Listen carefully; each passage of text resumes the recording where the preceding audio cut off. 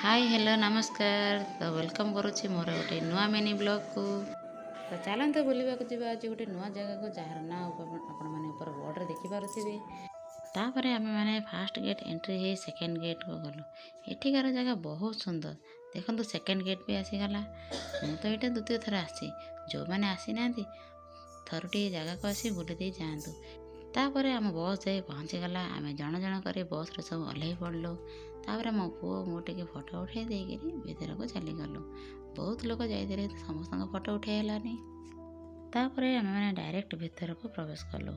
भीतर जो दृश्य आखि लिभि जाए एते सुंदर परिवेश देखो। मुझे आपण मानक चारिपटे सब व्यू कर देखई दूची। एठी एपटर अच्छी हॉस्टेल सबकि सब सुविधा अच्छी देखो। एठिकार परिवेश केते सुंदर। मु आरंभ शेष जाए मुझे सबकि देखई दूची आप देखु था।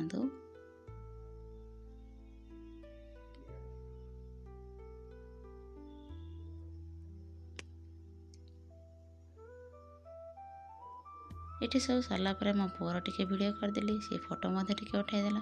तापर आम माँ पुआ चलू भीतर को जन जन कही समस्ते भीतर को एंट्री गलु। जहाँ को देखा जाइए ही देखिपारूनी माने बुद्धदेव को। आम गला बेले बहुत लेट हो जाता तेणु तांकर कबाट पड़ जाता बाहर ही दर्शन करके आसलु। अच्छा सांग मैंने गोटे कथा कहले आपण मैंने जहाँ देखा जाते न देखिले आपको मन दुख होनी। मोर भी मन से दुख हो जाता। हो कौन करवा आसु जो टिकना टे देखी पलैबुलु से बाहर को आसलु। तथापि देखी बहुत सुंदर लगे मैंने भर बाहर जा बुली आसतु। ये बगीचा भी आउ सुंदर। मो पु तो कहते मामा मु फुलटा नहीं जी फुल ना रे बाबा ये चिंता ना कि गाड़ी करेंगे था। जदि आज ब्लॉग टी भल लगे लाइक कर सब्सक्राइब निश्चित कर। रहुछि नमस्कार। जय जगन्नाथ।